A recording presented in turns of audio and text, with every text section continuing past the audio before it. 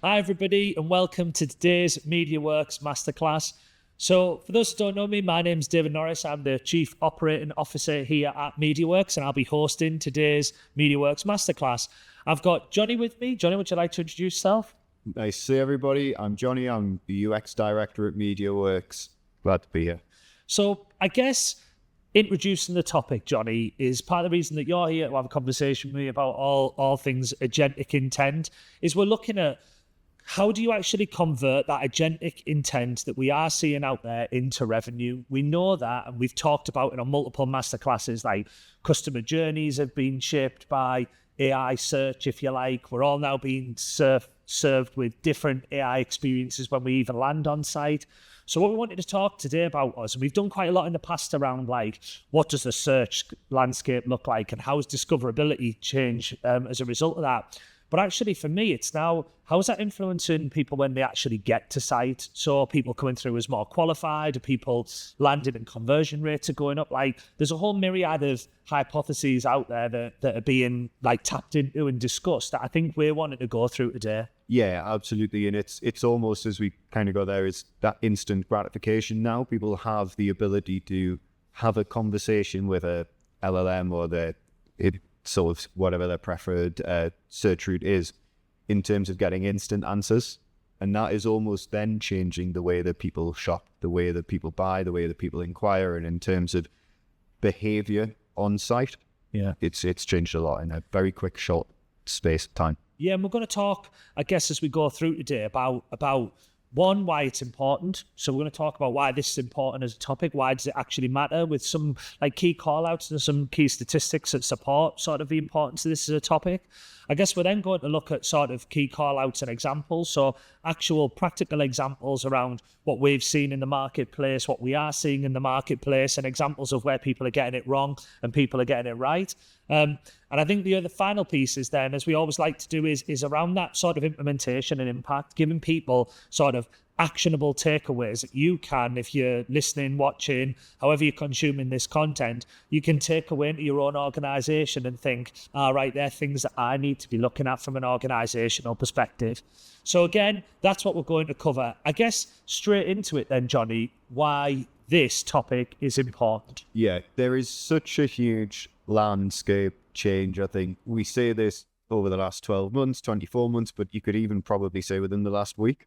Things are changing week to week in terms of that sort of conversational AI model and actually how people are then searching, moving through to the website, and then effectively how that impacts a site. As you touched on there, actually, we have that space now. If we look at the search aspect as one piece, we're saying we have that zero-click search. We have people who understand and get that information up front, but then what does that mean for when people actually come through the site? And is it a higher intent that somebody has then at that point?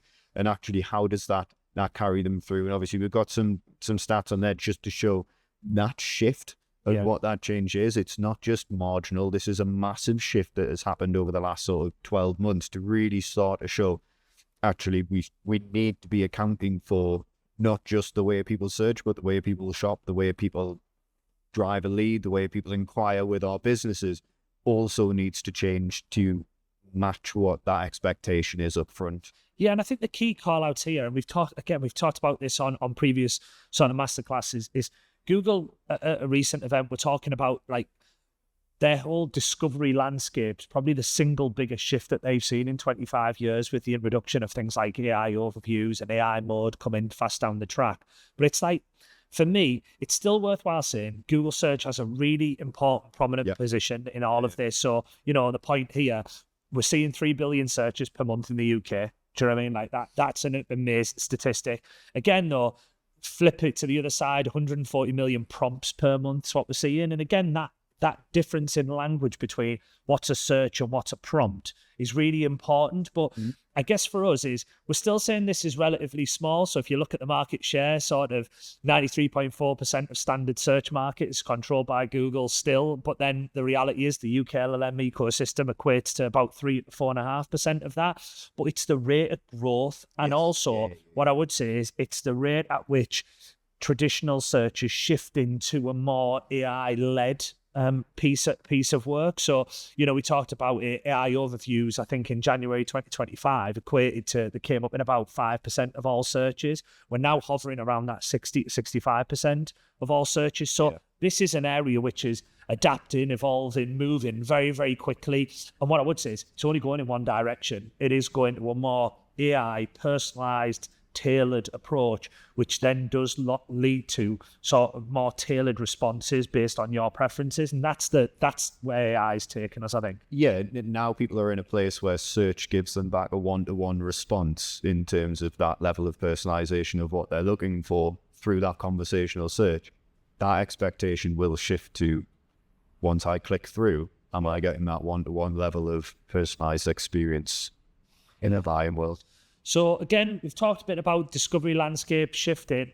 So I guess then sort of traditional search is no longer the sole gateway. I found this statistic was really interesting, Johnny. Yeah, 51% of B2B buyers are saying that they begin their discovery within an LLM. And for me, this touches on the growth aspect as well. Actually, that's up from 29% the previous year. That just shows that growth is changing, that actually that discoverability where your website was once the first step that somebody would take to understanding your business has now shifted forward. Yeah. But that means that then that journey also has to shift forward on your site. While that content is so important, we want somebody to feel like if they click through, they're getting a journey that, matches the information that they're seeing, but almost needs to take them to the next step. The first step can't be a duplication of the information again. It needs to take somebody through to a higher intent journey. Yeah, and we are seeing that mixed mode, aren't we? Where, for example, like Google isn't seeing a decrease in search volume.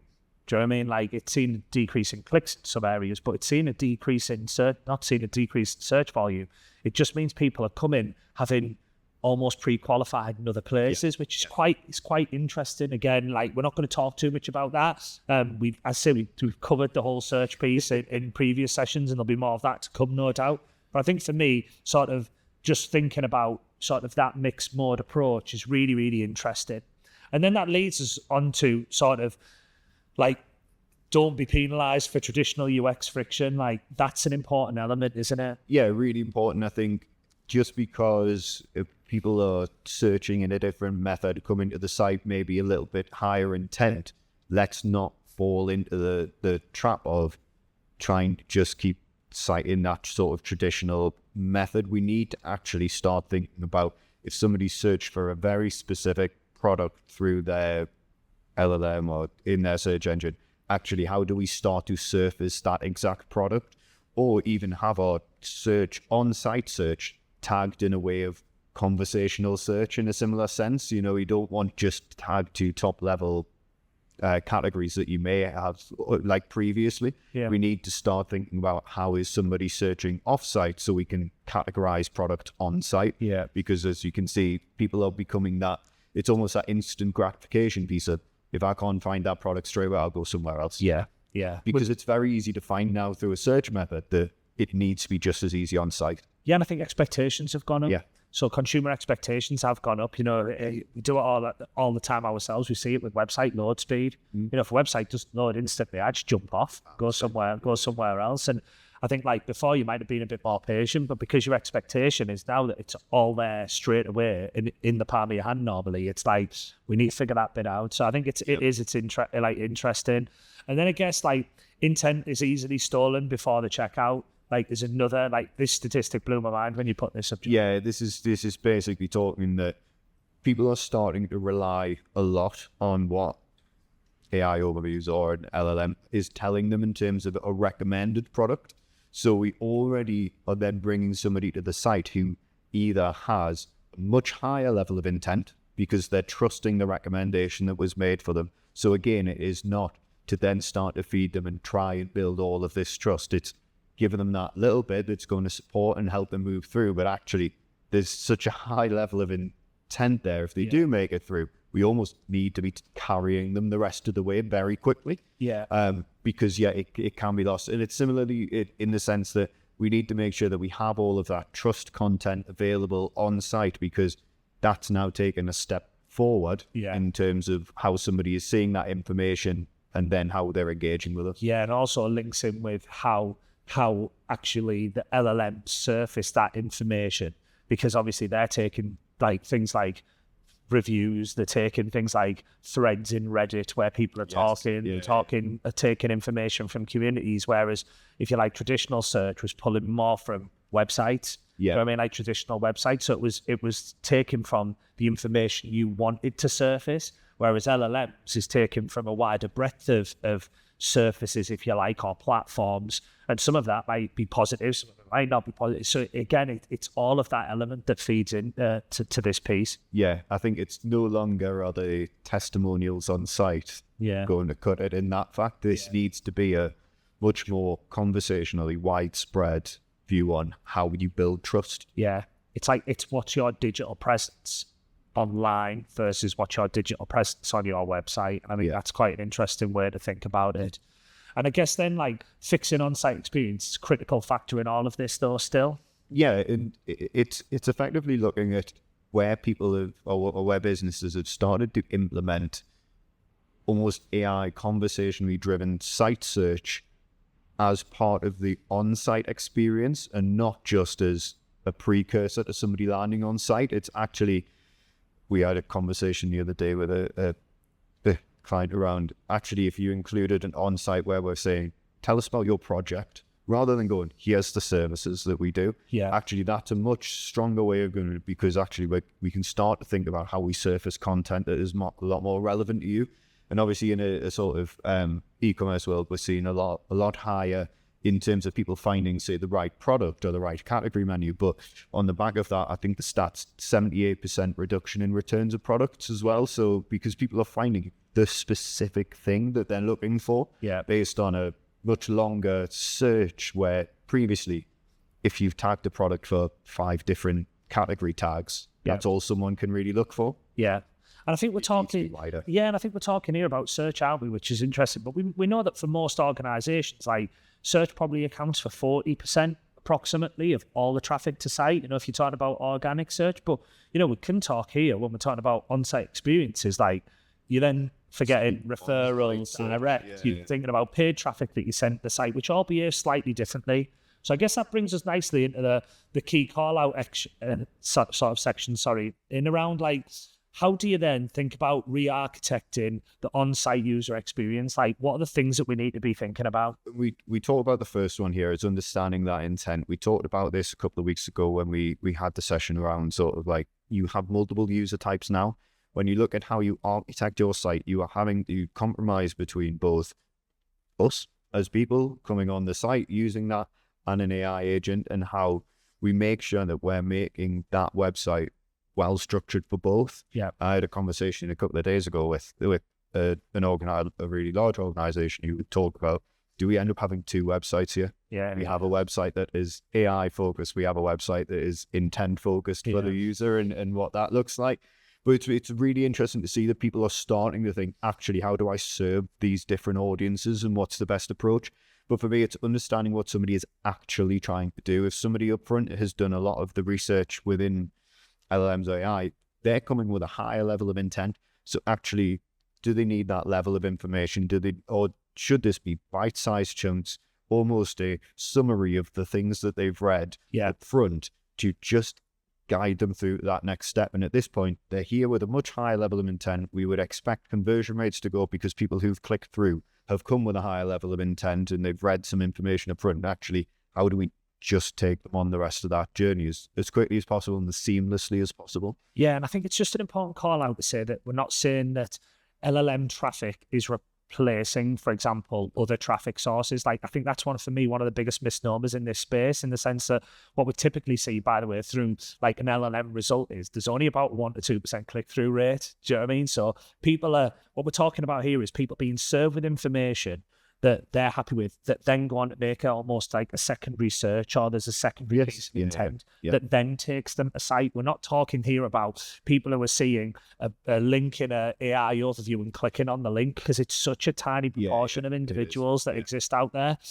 So again, that's really important. I guess second point is like, how do we identify friction and pain points? Yeah, for me, it's and we'll go into a little bit of detail on it, but it is understanding that end-to-end journey. As soon as somebody lands, we need to think about the type of journey they've been on prior to this. And like you say, it hasn't swung so far to say, actually, it's people clicking through from an AI overview. It hasn't swung in that direction.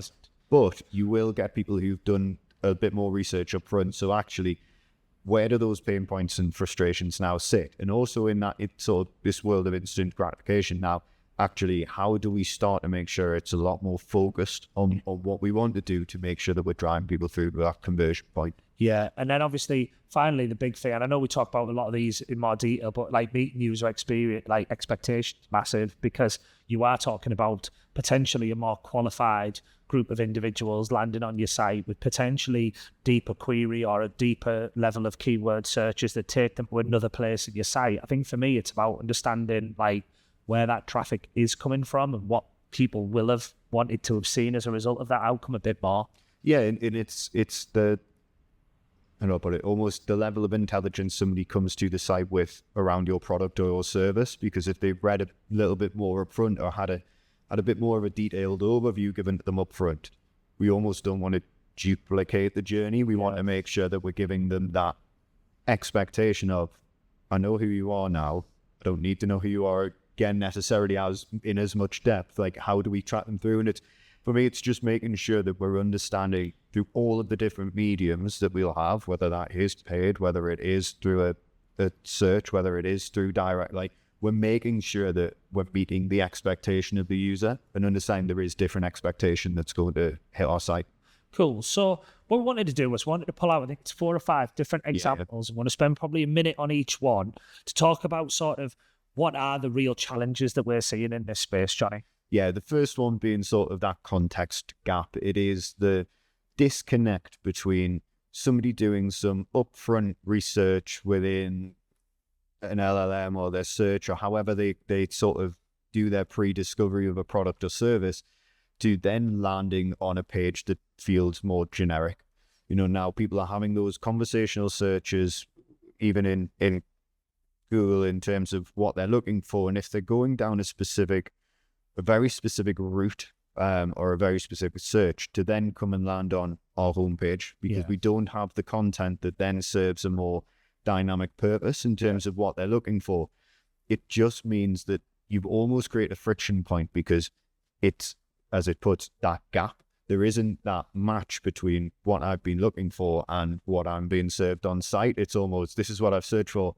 Okay, I've got to start again now. So how do we solve that then? Because you've got obviously the re-architect UX solution there, and we're not going to go through the bad practice and good practice. No, do you know what I mean? But like, it's almost looking at that. How do you start to build sort of dynamic content? And it's almost making sure you start to begin, or should begin to understand a lot of the search terms and how specific people are searching for your products, services, all the way down to that granularity. Build in some of that content aside and then be able to tag what that search potentially looks like and serve the relevant content. And now this, I'm not saying this is for every user who touches your website, but there is a subset of audience who have done very specific searches that we can then start to personalize some of that content. Content still lives in your CMS and just almost builds that page around what they're expected to see, even if that is just small changes, such as changes the H1 on the page, or it changes maybe the introductory paragraph on the. It's not saying every word has to be bespoke to that user. Yeah. But it's just making sure that in the same world that you would do it for a paid campaign, you would have a landing page that is relevant to the campaign that you're driving. Yeah. So it's having pages of content that just align to the searches that have been made. Okay. Then the blind navigation search penalty. Yeah, and this, we touched on this one a little bit prior. It's almost that on-site search capability. So, you know, if you were going to buy a pair of trainers, you wouldn't just go trainers in the top search on that website. You wouldn't land on a website, ASOS, maybe a bad example, and search trainers. You would go white trainers and size this and really dig deep. If you're not almost looking at how people are now engaging with your on-site search and tagging up your products in that sense, because the way people search will almost change because they're searching differently here off-site. Yeah. So they'll start searching for products differently on-site. we need to make sure that we're categorizing those products in that way as well. And it is retagging, it is re-understanding, but it's making sure that we are then giving people the specifics, because we're now in this world where people want to see, they'll search for a product and they want to see the 3 products that are most relevant to them. No, here's still a wall of products that are relevant to you. So it's making sure that we're not throwing people through just blindly in a search because we've tagged a service for one thing rather than 20. And then I guess the infinite scroll. And this leads on nicely from the previous point. It is, again, very much making sure that we're supporting people in how they find products or how they find services. It's about not just going, here's all of our products or here's all of our services and all of the content and everything that you say. It's about making sure that we have a user who's potentially looked at, the way they've searched is they've specifically drilled down or had that back and forth on an LLM to drill down on a specific service or product. What we don't want them to do is come to site and go, and here's 120 variations of that product. We want them to go, okay, I've gone down that deep that actually here's the 3 products that are right for you, and actually here's why they are right for you, and almost have that dynamic, maybe 3 bullet points on a product that just say, because this is what you've been looking for, this is why it's right for you.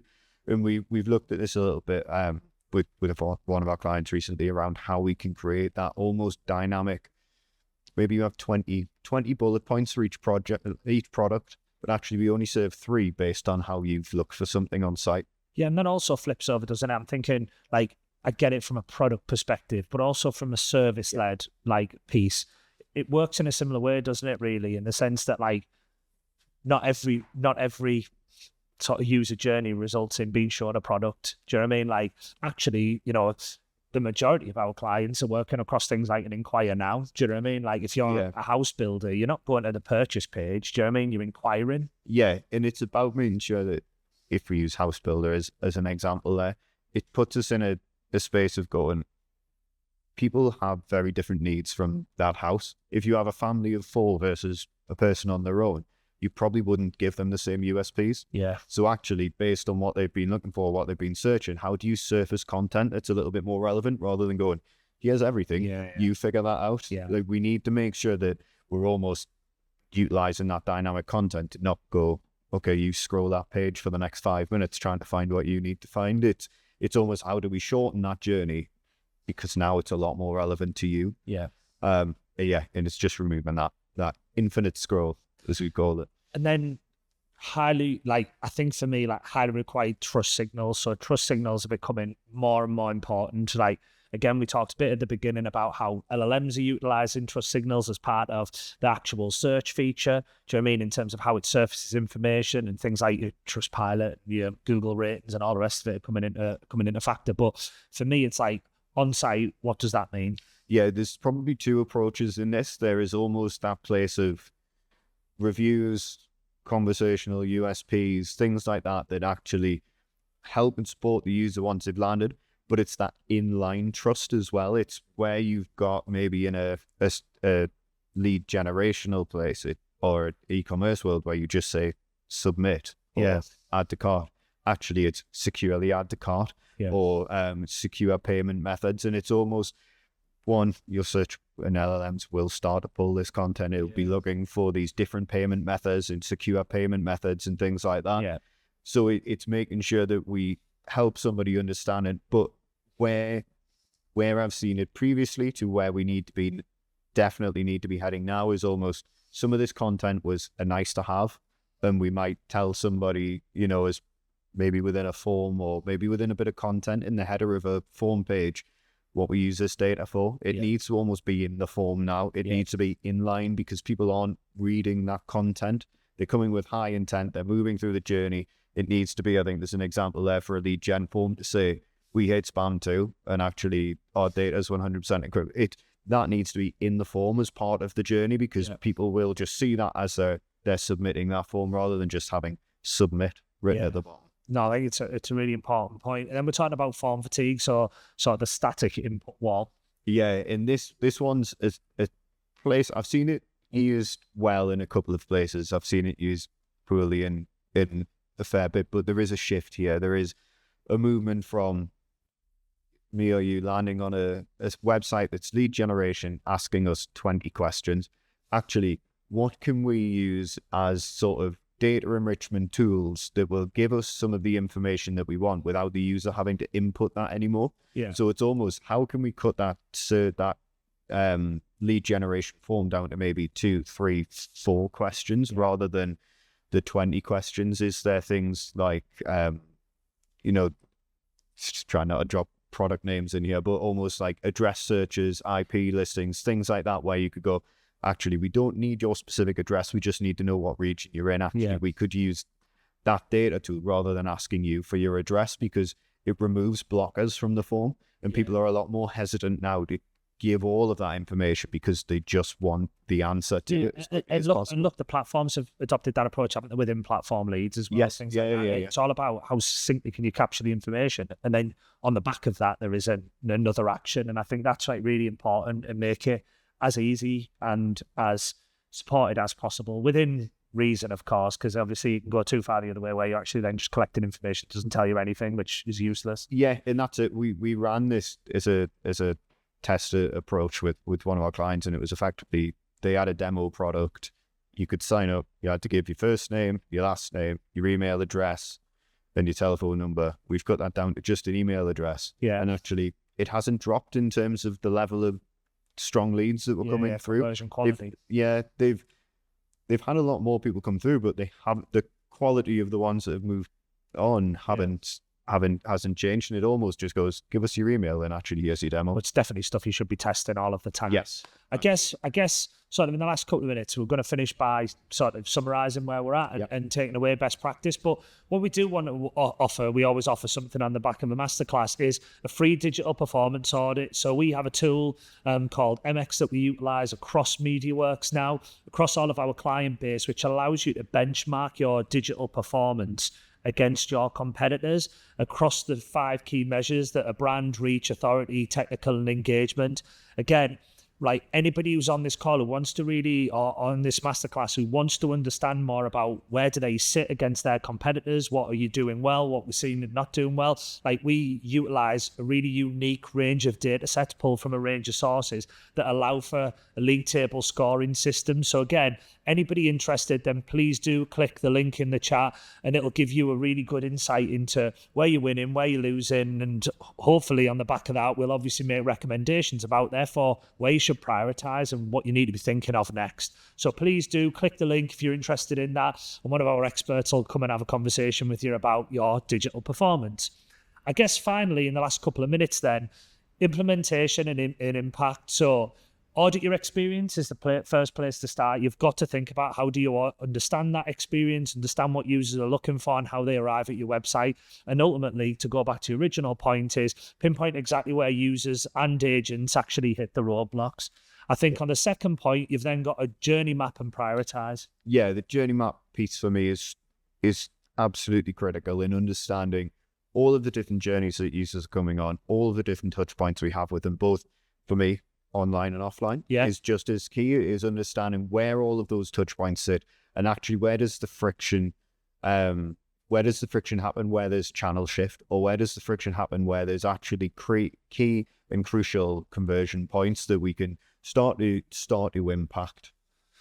And then we talked about sort of testing implementation, and I think for me this is an area that like people often have seen is just swing from one view to another. Like actually the real key here is like implement some changes and make sure that you've got a testing methodology and testing framework where you can like A/B test a multitude of variants. Like this allows us to offer a more bespoke thing and again adjust and iterate as you go. I always think like this space for me is like evolution, not revolution. Like it's about evolving over a period of time. So absolutely got to have that testing approach in place.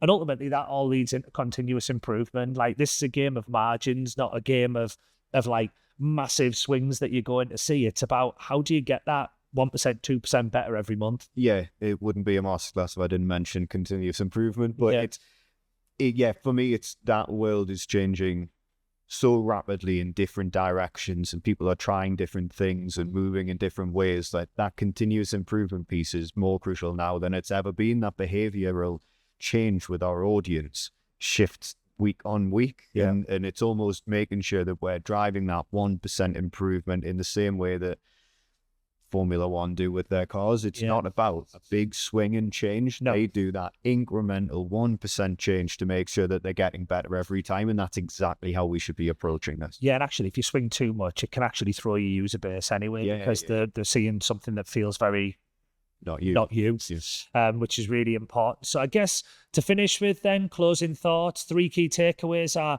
like friction is the ultimate conversion killer. We all know that from a user experience. Like even a single moment of hesitation or confusion can cause high intent users to abandon, especially in AI-driven journeys where people are turning up more pre-qualified. Number 2, understand your user intent and expectation. So again, moving beyond keywords, like really understanding what are people wanting to see. Like to your point earlier, Johnny, map that journey from the point of how does somebody become aware right through to, right, what are we showing them at each stage in that journey? What channels are they touching on? Which elements of the website are they going to engage with as part of that?